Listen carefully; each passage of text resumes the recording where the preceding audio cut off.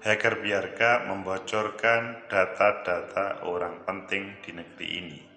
Mbak Puan, Mas Erick Thohir, dan Dirjen Kominfo. Seandainya ini terjadi pada kalian, apakah terganggu atau tidak? Apakah kalian setuju atau tidak pembocoran biodata pribadi itu? Bagaimana menurut kalian? Menurut analisis saya,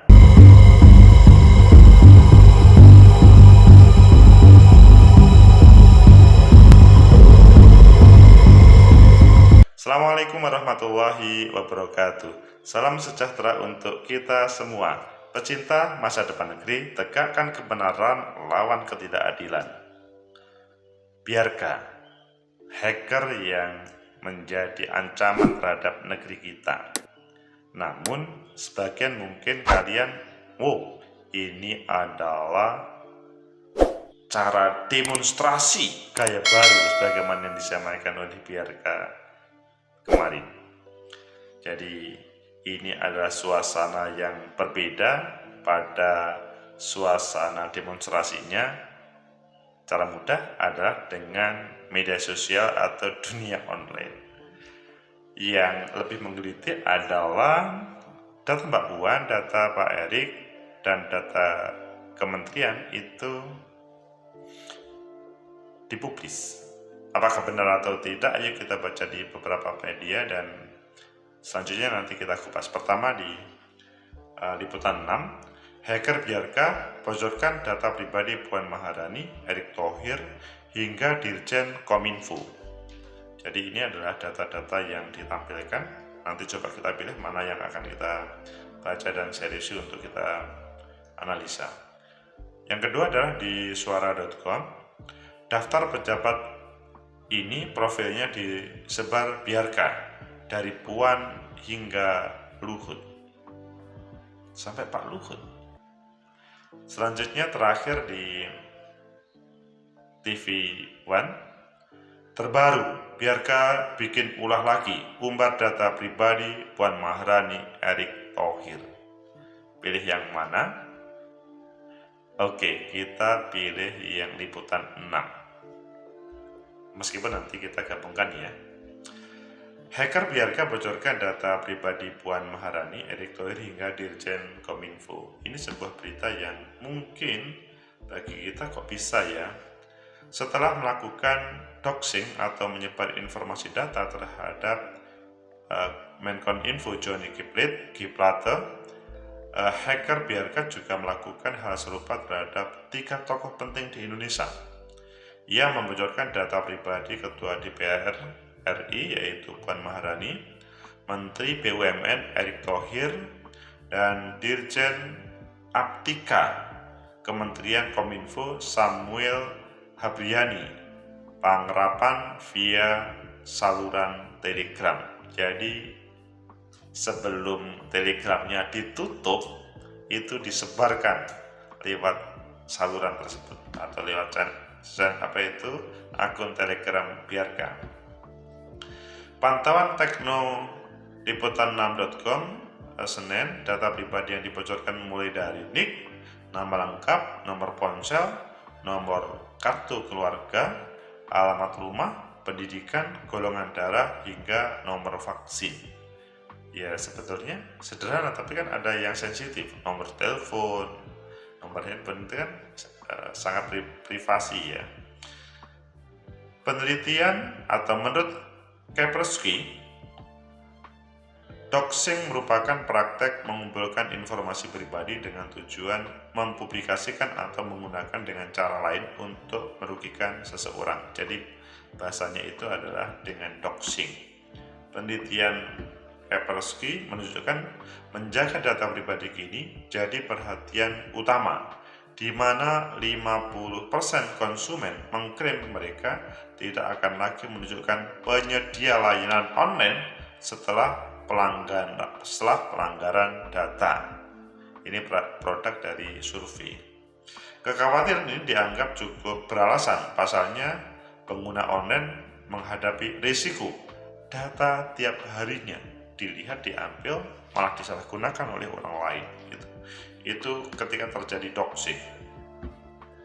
Semua pengguna internet saat ini masih membangun hubungan yang tepat dengan teknologi sehingga kita dapat mempercayainya dalam berbagai data pribadi, misalnya kan fotokopi KTP dari remaja yang baru mendapatkan kartu identitasnya mungkin berakhir di tangan penipu keuangan. Itu yang kadang-kadang terjadi. Foto pengguna di pesta terbaru mungkin muncul di internet tanpa persetujuan, atau juga jam tangan pintar anak mungkin menyiarkan lokasi mereka live seharian penuh. Itu yang menjadikan bahaya, maksudnya mendeteksi orang lebih mudah terdeteksi. Kendati beberapa risiko bocoran data dan serangan ransomware di luar kendali pengguna, ancaman seperti doxing dapat ditangani oleh pengguna. Pecinta masa depan negeri, itulah yang disampaikan maksudnya dalam liputan 6. Jadi hacker Bjorka itu membocorkan data pribadinya Pak Erik, Mbak Puan sama Dirjen Kominfo itu. Pecinta masa depan negeri, kok bisa ya? Ya itulah Bjorka. Kalau di tv1.com itu dijelaskan bikin ulah laki yang sebetulnya sama terkait dengan apa yang ditampilkan tersebut. Jadi melalui cuitan di laman Twitter Bjorka, sebagaimana dipantau minggu kemarin sebelum ditutup, si Pertas Bjorka menyentil Puan Maharani. Bjorka bertanya, bagaimana perasaannya merayakan ulang tahun bersamaan dengan ribuan orang yang sedang memprotes kenaikan harga BBM. Namun pertanyaannya tidak bahasa Inggris. How are you, Madam Puan Maharani? How does it feel to celebrate a birthday when many people are protesting about the price of fuel right in front of your office? Demikian cuitan Bjorka. Pecinta masa depan negeri, seandainya itu terjadi pada kalian, bagaimana? Atau mungkin kalian menjawab, masa saya bukan orang siapa-siapa akan diambil, dicuri, atau disalahgunakan datanya? Atau data saya diumbar kemudian untuk apa? Kan nggak bisa berfungsi. Pecinta masa depan negeri, tegakkan kebenaran lawan ketidakadilan. Bagaimanapun, mencuri itu ya mencuri. Mencuri adalah perbuatan yang tidak benar meskipun ini adalah di dunia maya. Namun, mungkin ada sebagian yang berpendapat, tapi kan ini kan Bjorka ini kan adalah orang protes ya mungkin, atau lembaga protes yang mungkin pada kesempatan ini dia bukan menjadi bagian dari pemerintah atau pengambil kebijakan negeri ini. Dan dalam bahasanya seharusnya pemerintah itu profesional, mungkin kurang profesional, mungkin itu yang menjadi kritiknya. Sehingga ini menurut saya ya tetap Bjorka adalah mereka harus bertanggung jawab, tapi mungkinkah para penegak hukum kita itu bisa menyelesaikan? Seperti dalam konten sebelumnya saya katakan bahwa selama bisa bersinergi, maka kemungkinan para penegak hukum itu bisa untuk menemukan dan memproses hukum hacker Bjorka ini. Apapun backgroundnya, apakah dia itu generasi muda yang usil pengen bagaimana mencoba ilmunya, atau dia adalah yang mainan sekelompok orang tertentu atau lembaga untuk ya sebagai alat yang merongrong, karena mungkin yang memerintah itu adalah yang tidak mendapatkan kue kekuasaan atau mendapatkan kue kekuasaan tapi nggak banyak. Jadi Bjorka tetap menurut saya sih ya para penegak hukum harus membuktikan bisa menangkap Bjorka ini. Meskipun pada kesempatan nanti ya perlu ada sebuah proses yang tidak cukup dari kacamata Indonesia, tapi dari kacamata seluruh negara. Dan ini merupakan autokritik terhadap kita bersama bahwa generasi muda kita sebetulnya mempunyai potensi, atau anak negeri kita itu banyak yang punya potensi. Kalau di dalam konten sebelumnya itu kan yang dikritik oleh Biarca itu beberapa lembaga yang penting itu diisi oleh orang yang tidak tepat, apalagi diambilkan dari politisi, begitu juga teman-teman angkatan bersenjata. Kalau menurut saya sih apa yang dikritikkan oleh Biarca melalui cuitannya itu merupakan kritik bagi kita, bagi negeri kita. Kita masih ingat ya bagaimana presiden terpilih merencanakan untuk menjadikan para menterinya adalah orang-orang profesional. Namun dalam perkembangannya, karena ada semacam klaim terkait dengan negara ini siapa yang memproses atau klaim dukungan, maka akhirnya keberadaan elit partai menjadi bagian dari elit negara ini.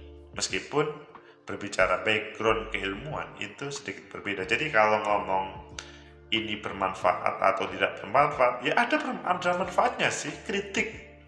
Jadi kalau saya adalah bukan orang teknologi dan saya menjadi menteri teknologi, ya tidak tepat lah, karena itu akan menjadikan Kementerian Teknologi, kementerian yang berhubungan dengan teknologi akan mundur. Mereka yang bukan ahli di dalam pertanian suruh ngurus pertanian, mereka yang bukan ahli dalam perekonomian suruh ngurus perekonomian, pasti akan menjadi masalah untuk negeri ini. Jadi ya ada baiknya sih, meskipun para penegak hukum tetap perlu memprosesnya.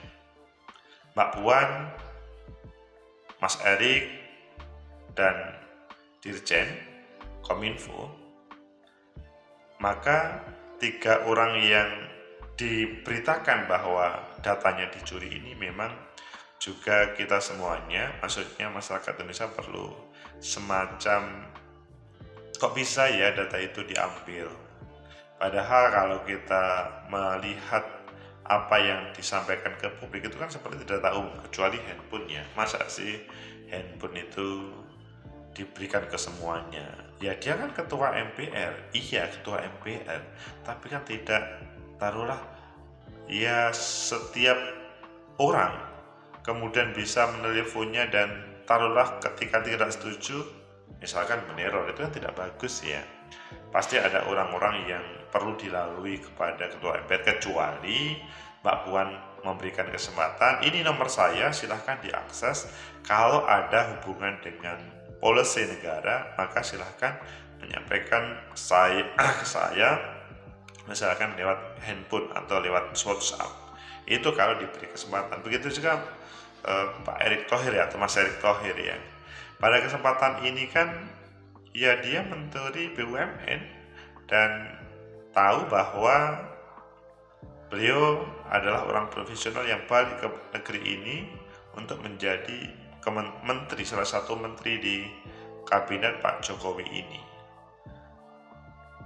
Jadi mengapa datanya Pak Erick Thohir itu ditampilkan juga? Pasti kalau dengan Pak Erick, begitu juga Mbak Puan, sedikit banyak juga ada hubungannya dengan politik. Oh, kalau begitu, nah, kalimat ini muncul. Kalau begitu, ini apakah politisi lawan? Ya kita nggak ngerti. Selama para penegak hukum belum menangkap, maka belum. Hanya ada sebuah masukan ya dari konten sebelumnya. Si Biarca ini mengkritik betul, yang duduk adalah politisi dan orang-orang yang dari militer. Nah itu sebuah renungan bagi kita bersama, pecinta masa depan negeri. Sehingga keberadaan data Mbak Puan, Mas Erik, dan yang Dirjen di Kominfo, menurut saya ya segera harus bisa diklarifikasi supaya tidak ada salah paham. Seandainya misalkan nomor handphone Mbak Puan sama Mas Erik itu juga bisa diakses publik, kan sebenarnya juga bagus juga kan, meskipun secara strukturalis proses pelaporan ada sebuah masalah itu ya melalui struktur yang ada. tidak langsung ke Mbak Puan atau Mas Erick Thohir. Namun itulah kita belajar demokrasi. Saya bukan mendukung terhadap hacker Bjorka, tetapi kita semuanya antisipasi. Seandainya ini taruhlah ditangkap dan substansi permasalahannya tidak diselesaikan, substansinya apa? Ada banyak orang hebat, orang profesional tidak mendapat tertentu, lah itu yang menjadi perhatian bersama. Sehingga kalau ini ditangkap, sangat mungkin muncul Bjorka baru. Dan kalau tidak diberikan tempat pada yang tepat, maka akan menjadi problem baru lagi. Sehingga para generasi yang mungkin belum update keilmuan perlu mengupdate-nya supaya tidak ditinggal. Semoga bermanfaat. Like, subscribe, comment, and share. Sampai jumpa.